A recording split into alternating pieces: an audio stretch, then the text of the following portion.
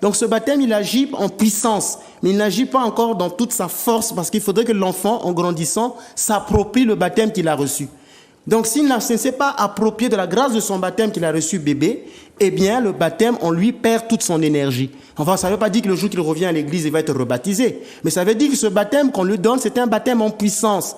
Maintenant, c'est à l'enfant, en grandissant, qui doit s'approprier de la grâce du baptême. C'est pourquoi il est baptisé au nom de la foi de ses parrains. C'est les parrains qui vont réciter le credo à sa place le jour du baptême. Et c'est pourquoi il faut trouver toujours des bons parrains.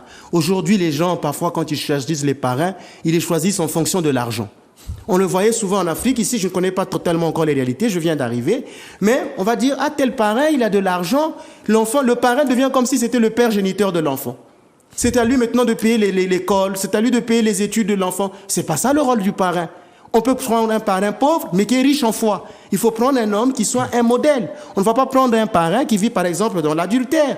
Tout simplement parce qu'il a l'argent, il est digne d'être mon parrain. Il faut qu'il soit un exemple pour la foi de l'enfant. Et le parrain, c'est lui qui doit initier cet enfant à la foi de l'Église, pour que l'enfant grandisse dans cette foi-là. Donc là aussi, il faut interpeller les personnes qui sont les parrains de baptême. Très bien. Alors, comment se déroule le baptême chez vous dans l'Église orthodoxe? Alors, il y a 2 grands offices. Ça serait un peu légèrement très lent à bien expliquer. Au début, il y a d'abord ce qu'on appelle le fils du catéchuménat. C'est la première partie, ça se déroule dans le narthex. Quand on construira l'église, il y aura le narthex.